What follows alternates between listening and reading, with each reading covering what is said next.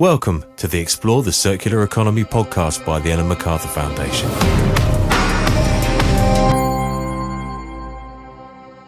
Welcome back to the Explore the Circular Economy podcast, published by the Ellen MacArthur Foundation. My name is Seb. I'm one of the hosts of this podcast, and today we're going to be talking about Doughnut Economics. How do we ensure prosperity for as many people as possible whilst working within the planetary boundaries of this planet?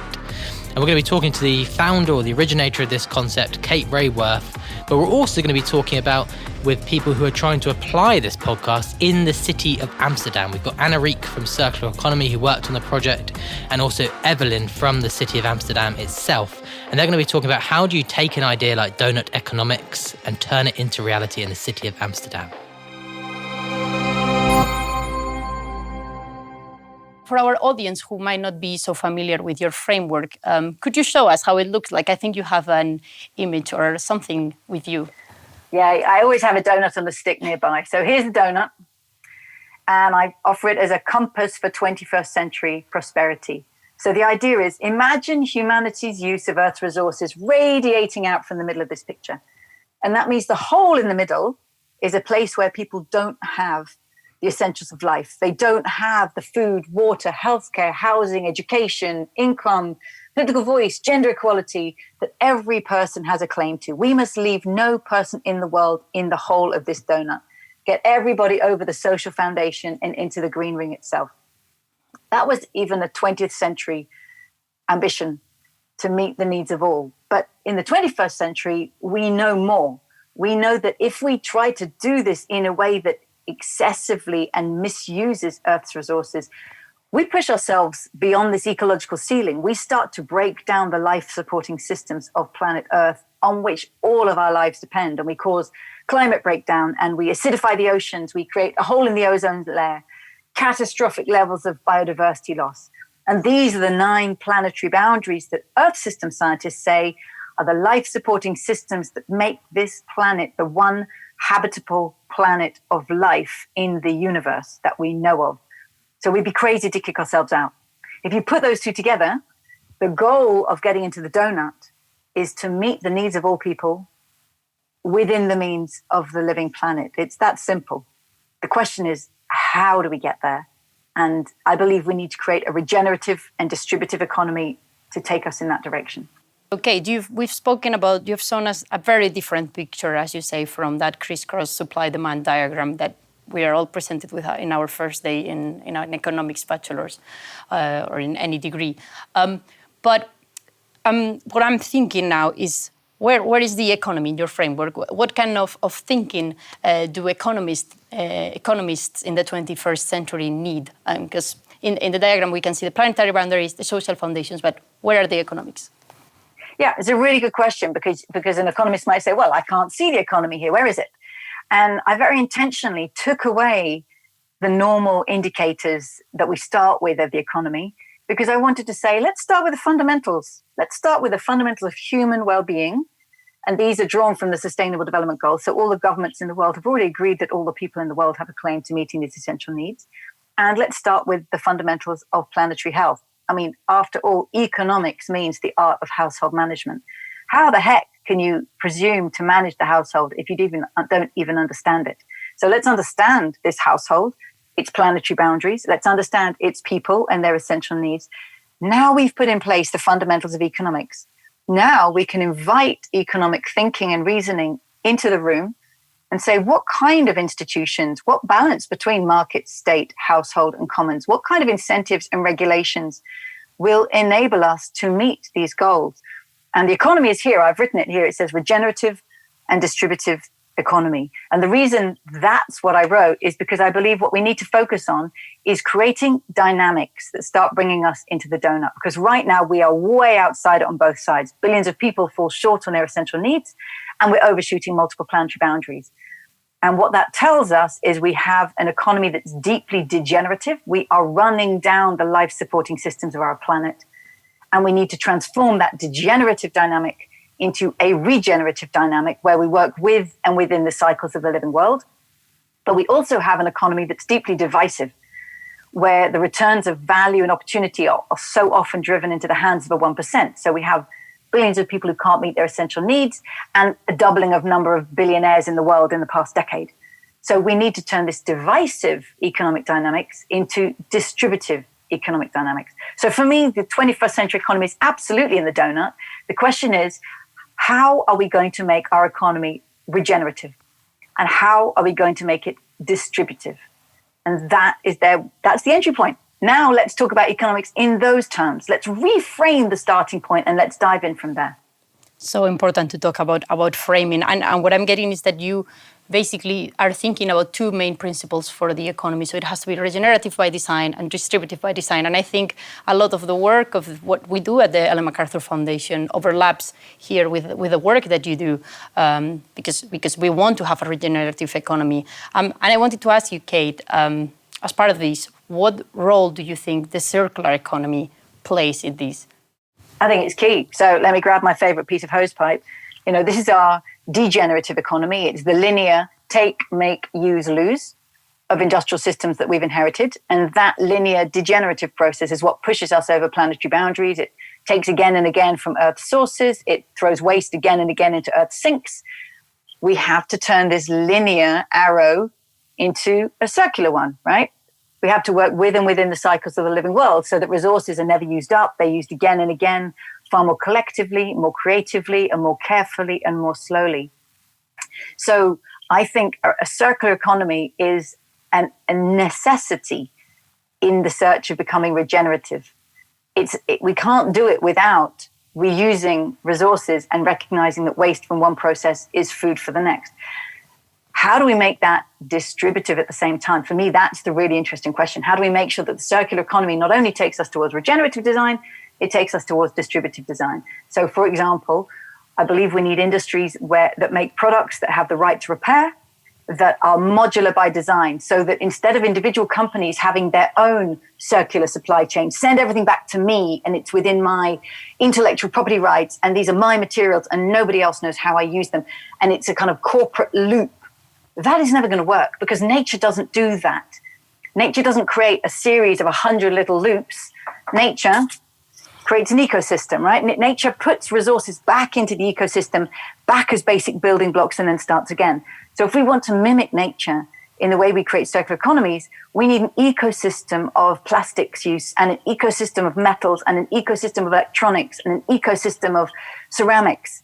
And that means that the materials need to be labeled and open source in their design. So anyone who ends up with a material in their hand knows what kind of material it is and is able to feed it back into the ecosystem. So I think it has really far-reaching implications for ensuring that we don't go down this corporate siloed circularity, but that we have a ecosystem circularity. And that requires a regulation and a collaboration between industries to make that ecosystem and to make those shared commons-based technologies and shared standards that everybody can connect to. But also, I would say that the circular economy has a huge potential to be an employment-creating, a job-creating, and a meaningful job-creating economy, right? There's creativity and joy and meaning in figuring out how to use Earth's resources again and again, how to repurpose them, what can they become next time. So it enables architects and engineers and designers to be innovative and to come up with new solutions. And those are the folks I meet who work in big companies who can't wait to get going, making these new designs. They're often held behind a lobby, a kind of corporate lobby that are trying to stop any change in regulations. But if only that corporate lobby would get out of the way and the regulations could be changed, the innovative inspiration of that generation of designers can be unleashed. And so there's a lot of good jobs. I mean, again, if I bring back this network, think of all the jobs required to make the connections between these nodes. It is an employment creating system. So that's another way in which it can be distributed by design. So I think it connects very closely with the work of the Ellen MacArthur Foundation. And I think the question always is, how do we ensure that as we promote the circular economy, it doesn't become a siloed, corporate captured circular economy. It becomes part of a large ecosystem and it's distributive by design as well. And this shows the importance of having a system approach and really including all the actors of our economy, and not just the businesses, but also the policymakers, the academics, and the communities, etc. So you're presenting us with a very different picture that can set very different indicators and ultimately lead to different policies, different businesses, and different ways of doing stuff. And you mentioned you published the Doughnut in 2012, your book in 2017, and I know you've been working really hard on how to downscale this framework, which can perhaps seem a bit like, theoretical, and how to actually apply it to the different levels of the economy. So cities. Why are you focusing on cityscape, and how do you move from that image, that framework, to actually talking about the city level? Yeah. So when the Doughnut was first published in 2012, it is a compass for the global or the planetary scale. It tries to plot all of humanity within the planetary boundaries, and very quickly people started saying, "Can we turn that into a tool for here? For our city, our town, our nation, our country," and wanted to downscale it. And for years, we couldn't figure out, how would you downscale it? What would that look like? What's the smart way to do that? And then I got into a fantastic conversation with the biomimicry thinker, Janine Benyus, who had sort of flipped the Doughnut inside out, as it were, and had this idea for using it. And we put our ideas together, and we came up with a framework for downscaling it, which I feel very confident has a huge ability to be applied at multiple scales. So it could be applied from a neighborhood to a town, to a city, to a district, to a nation, or even to a community of nations. And we've started with cities, partly because there's a real energy going on in cities in these current decades. There's something about cities. Is it that they're the right size, that they can make a difference, but they're not so big that people can't connect? There's a pride, certainly here in the UK. I think people feel more of a pride of the city that they're part of, rather than saying, I'm proud to be part of the UK. So there's more of a connection with that level of place. And also a lot of creating economic transformation happens in the way we lay out our streets, in the way we move materials around. So there's something about the spatial scale of a city that can try out new things. We also got in touch with the C40, which is a network of 96 cities with mayors who have committed to transforming their cities to keep global heating under 1.5 degrees. And they said, we'd like to use the Doughnut with some of our most ambitious cities. So we started working together. That's how we began the work with cities. And we've actually begun in the cities of the global north, in the high-income countries, because we think they have the greatest obligation and responsibility to lead this transformation, given their historic responsibilities for climate and ecological impacts. So we've begun with them.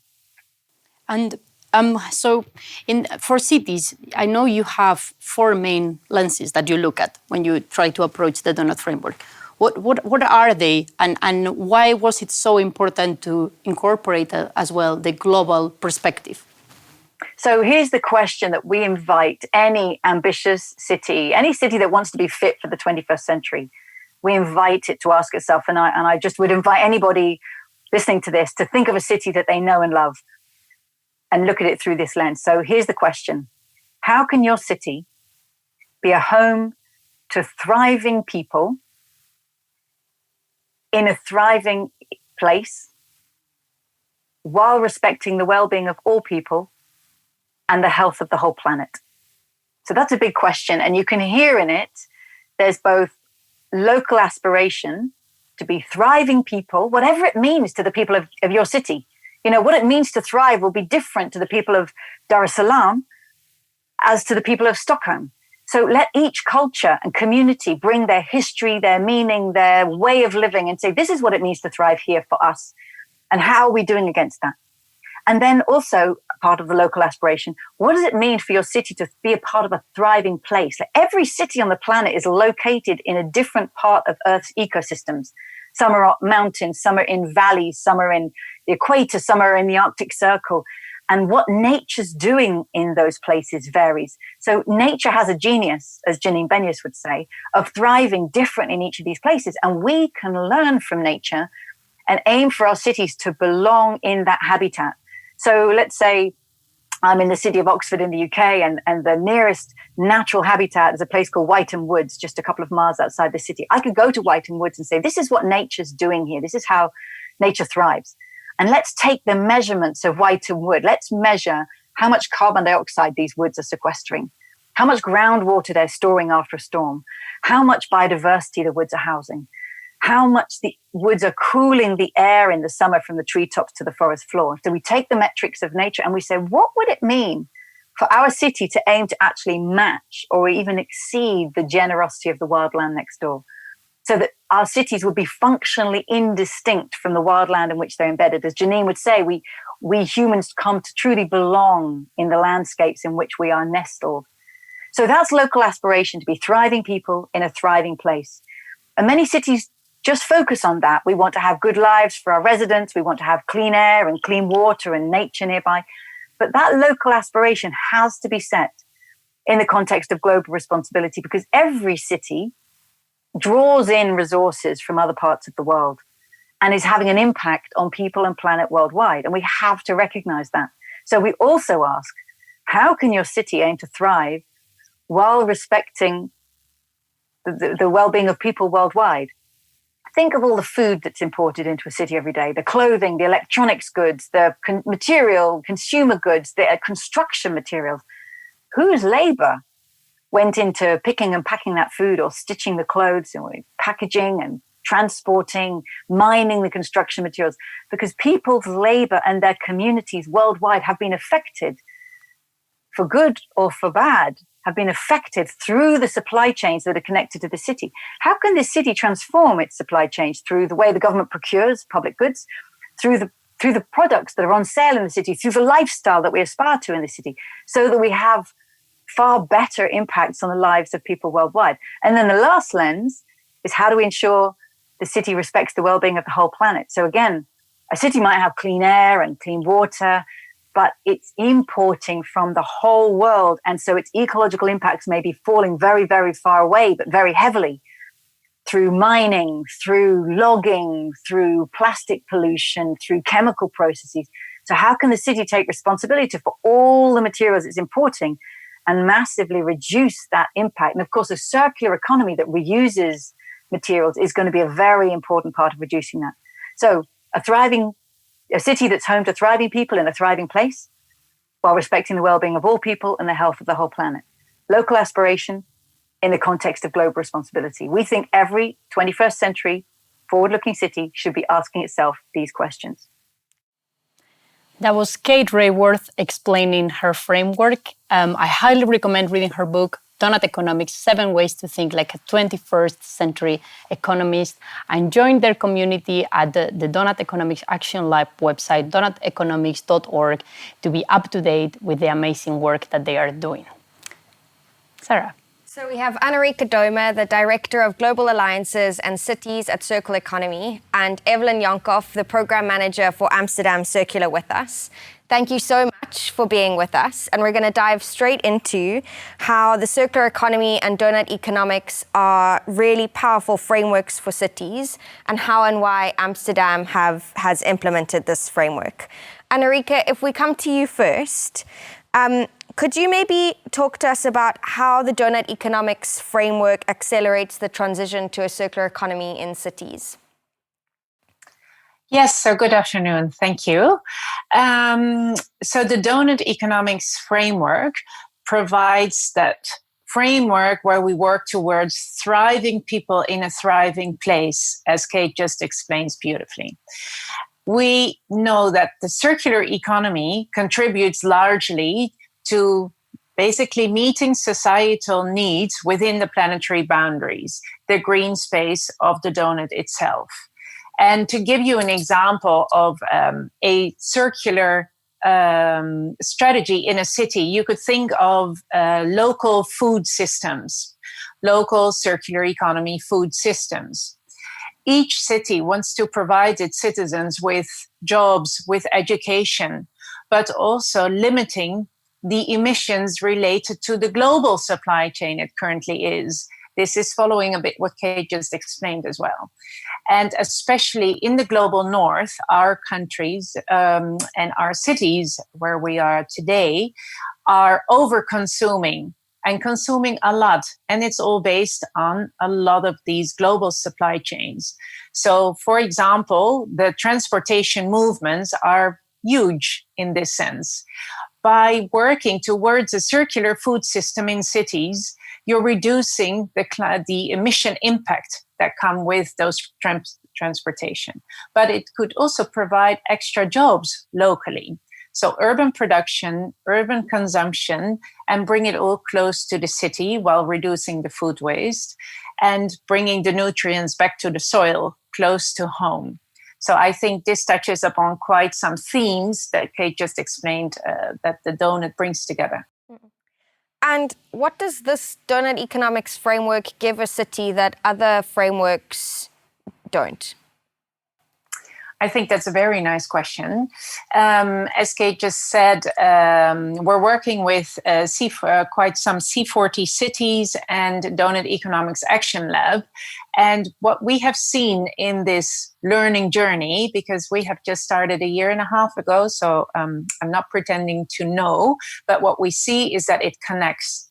It connects the minds and the hearts. It connects people from different departments within the city. It connects civil society organization, businesses, and the city officials through one framework. It's very intuitive and it provides a narrative that everyone can relate to. So it's something that I had not seen before when working with cities, actually. And Andrea, Kate just mentioned why the Doughnut, why CE started, working with cities in the global north, let's say. Do you believe that the framework could be applied to other contexts or other cities around the world? Yes, we definitely believe that. It's been a large part of the discussions that we've had. We have currently developed the methodology. Doughnut Economics Action Lab has developed the methodology. We've inputted into that, and it's mainly piloted amongst cities with a similar profile, with high economic activity and also high consumption patterns. So the City Portrait tool that's been created is suitable for these global north cities, but we also recognize the fact that, for example, working on providing this social foundation for many global south cities, while they are not overshooting the planetary boundaries today, they should not be working on similar strategies to get to this safe and just space as global north cities. So yes, we believe it can be applied to different contexts, and yes, the methodology will have to be adapted a bit. Is the Doughnut framework necessarily a recipe for success in a city, or would you say that there are some, let's say, pre-existing conditions that could help lead the Doughnut framework application to a great result in a city? We believe that some of the guiding principles, but again, we're learning. So I also want to answer this question in a humble way. We believe that this happens through participatory processes of working with civil society organizations, of working with businesses, but also with the city itself. And it's a collaborative process. It also has to be very transparent and open, and everybody will have to change the mindset and the mind shift that's needed to get from a linear to a circular economy, which is a necessity to get to that safe and just space. So there are some guiding principles, but I think we're learning a lot, and we'll probably have more guiding principles or at least experiences to share in a short time or along the road. We've, through some conversations with you, we've understood that there have been some unexpected results from applying the Doughnut Economics framework within Amsterdam, one of which has been the development of a coalition, a Doughnut Economics coalition in Amsterdam, which some other cities are interested in. Could you talk to us a little bit about the role of circular economy in expanding the framework and its application globally, and maybe a little bit about these coalitions that are wanting to be developed around the world? I'll answer the question about the Doughnut coalitions first. So the Doughnut coalitions that we see are bottom-up are bottom-up activities and have actually been ignited by civil society organizations and a coalition of a lot of people that see the Doughnut as a framework that they can work with for a better city, for a thriving city, a thriving place. And I think what we've seen in Amsterdam that happened at this in simultaneously while we were working with the Doughnut, based on the Doughnut model with the city itself, but Evelyn will talk about that later. We also saw that the Doughnut coalition of educational institutes, of other civil society organizations, and a large set of businesses started. And what we're currently doing is bringing these together to accelerate all the great initiatives. And you could see on the website of a Doughnut Coalition Amsterdam, for example, how many Doughnut deals, as they call them, citizen initiatives based on the Doughnut. There are so many of them. But also in Melbourne, we see a similar Doughnut collective arising, which is very, very inspiring, actually. And it's really a bottom-up movement, if I can say. To your second question of the role of circular economy, our role is to downscale it in a practical way to the city level. We're creating the participatory processes and co-creative processes, and obviously bring also together with you the circular economy expertise to these cities, and the fundamental need of a systemic change, which is needed. So, thanks so much, Anarika. Before we talk to Evelyn in Amsterdam, we're going to watch a short clip about Doughnut Economics framework being applied to the city. Our aim is for Amsterdam to be a thriving city where everyone can prosper, while maintaining respect for the Earth and its planetary boundaries. Our current way of life affects people and places all over the world. Our level of consumption is depleting raw materials and causing significant CO2 emissions elsewhere. To change this, we need to rethink the way we produce and consume. In other words, Amsterdam needs to become a circular city. But how? First, we examined the impact our actions have on other parts of the world and documented this in the Amsterdam City Doughnut, based on Kate Raworth's Doughnut model. Second, we created a circular strategy with concrete actions regarding food, buildings and goods. Activities that not only reduce our own consumption and prevent waste, but also set an example for residents and businesses, like the Vondeltuin, the circular district Bakslauterham, or our port serving as a circular hub. However, Amsterdam needs to do this as a whole. Together with residents and business, we are developing solutions both big and small. Many initiatives are already underway, which we support with coaching, funding, and sometimes as a launching customer. The COVID-19 crisis hit our society and economy hard. It's important that we recover from it in a way that benefits everyone. We need to stimulate the economy in a circular way for our prosperity and our future. Amsterdam, Circular City in 2050. So we've heard from Anarika the advantages of using the Doughnut Economics framework at the city level. So it's great to have someone from the city of Amsterdam with us to talk to us a little bit more about really kind of how this framework applies more at a granular level to a city. So we know that Amsterdam has developed one circular economy roadmap, and this year you released your second roadmap. And as part of that roadmap development, you used the Doughnut Economics framework to be able to develop that. Evelyn, could you talk to us about why you decided to use this model as opposed to the model that you used before or other models that exist? Yes, happy to do so. Good afternoon to you all.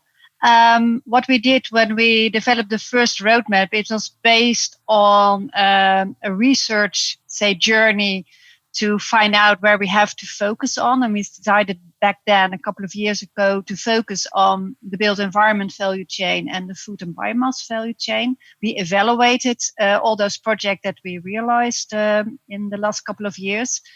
And we concluded that we can't afford as a city to only look at, say, the physical environment or the environmental boundaries. We also have to take into account the social foundation. And when we met Anrika again, and also together with Kate, we decided very quickly that the next step in the development of our new strategy and to really become a climate neutral and inclusive and circular city, that it is a unique opportunity to use the Doughnut Economics framework as an underlying methodology or starting point or framework on which we can build our new strategy. So what we did by developing the new 5-year strategy and also the 2-year innovation and action program is that we checked very thoroughly if every aspect, every building stone of this strategy and this program is really helping us to stay within the planetary boundaries and at the same time strengthen social foundation. And in your new roadmap, you focused on 3 sectors. So you have the built environment and organic and the food, organic waste streams in the food sector, and you've added consumer products as a focus area for Amsterdam. Could you talk us through about what the Doughnut Economics framework looks like when applied to a specific sector like consumer goods or the built environment? Yeah, what we did, because we were looking at these 3 value chains, and when we also developed together the strategy and all the 2 and more hundreds of projects within the innovation and action program, we did that together with all the different departments we have in our city administration. So it's really a citywide program, and we also include other stakeholders like the businesses, the citizens, the knowledge institutions. So it's a kind of movement that we are creating throughout our city. And using the Doughnut economic frameworks makes us realize that when we are developing our projects, like looking at the food and organic waste stream value chain, that also given the actual situation of the pandemic, a new project like Farmers to Neighbors is about shortening the food chain and at the same time making sure that all people in Amsterdam are provided with healthy and sustainable food. So that is really applying the Doughnut on a very concrete project. Another one is also during the present pandemic is a project called Everybody Connected, in which we are helping all those households and also especially the children who have to stay at home and at the same time needs education, to apply them with refurbished laptops. So also again, using existing material and existing laptops, refurbish them and share them with those who can't afford to buy a new laptop by themselves. It's also, I think, a very practical example of how we apply the Doughnut on the level of the city. And from another perspective, when we look at, say, the built environment, because laptops is an example of course, of the consumer goods value chain. When we look at the built environment, an example is that when we look at city district development, there are a lot of values already captured on the level of the city district. When you look at energy sources, water supply, biodiversity, social cohesion, existing materials, because there are existing buildings. And what we do is we start to look at these city districts by looking at all those different values. So we make a value inventory, and then based on that inventory, we can decide what values we have to keep when we are renovating the city district or redeveloping the city district. So of all levels of our city, throughout all those value chains, we can apply all those different aspects of the city Doughnut. And it means also that when we look at a project or where we look at a decision we have to make as a city, we can make a balanced decision because we look at all those different aspects together. Before I let Laura ask a question, because I know she definitely has questions for you as well. Mm-hmm. You mentioned that you've translated circular economy from a program to a movement in Amsterdam, something that I know you're very proud of.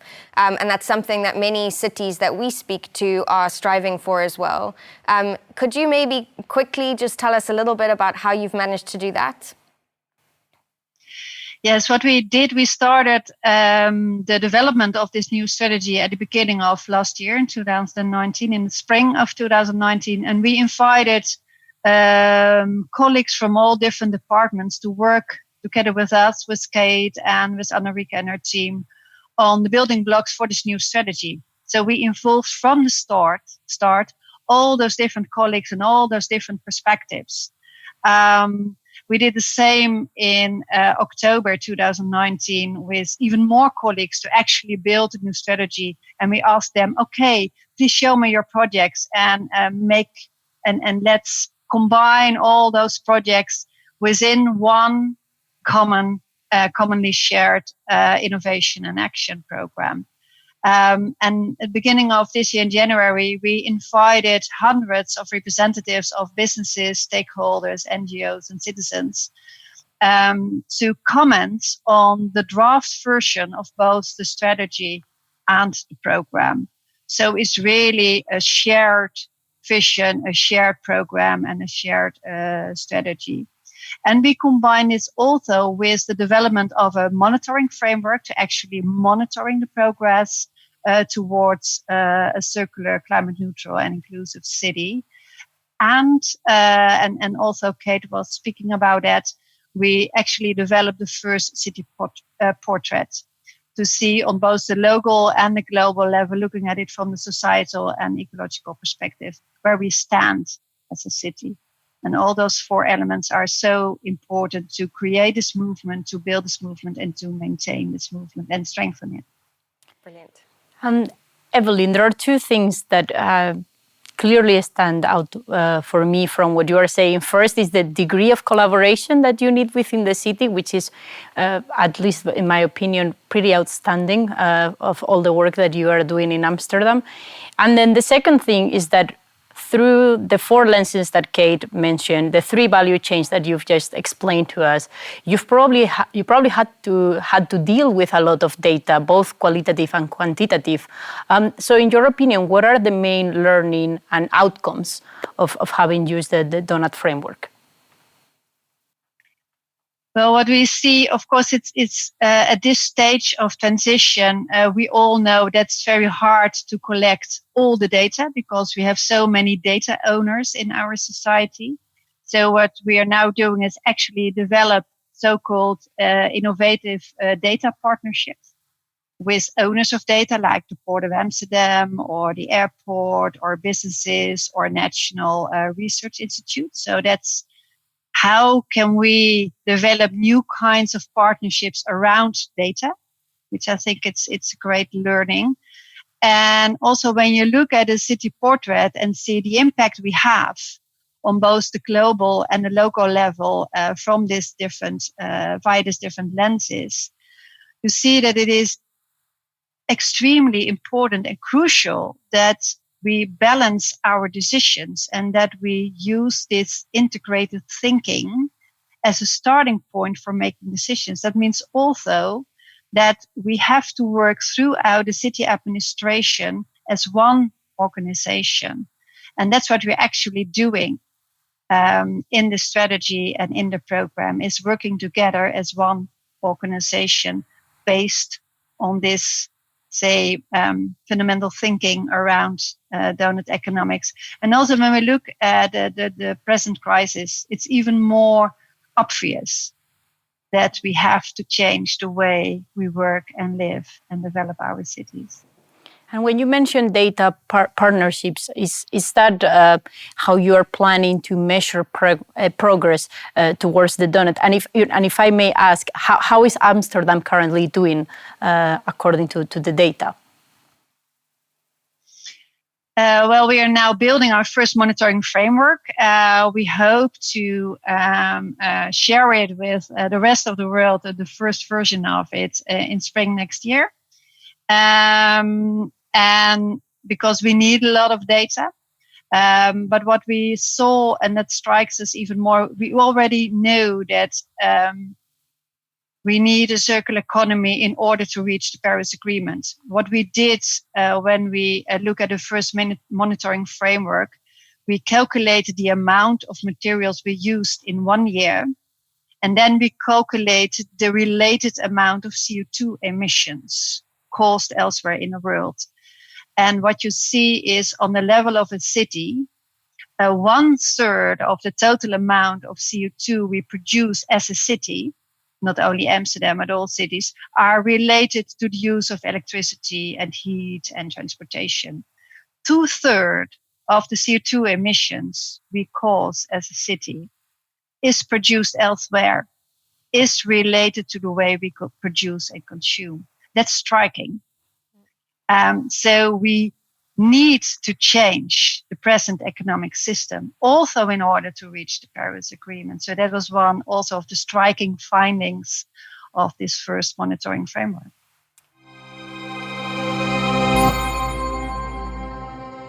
So there you have it, the beginnings of a project attempting to apply a fundamentally different model for our economy, and a model that works for people and a model that works within our environmental constraints but still drives business and economic value.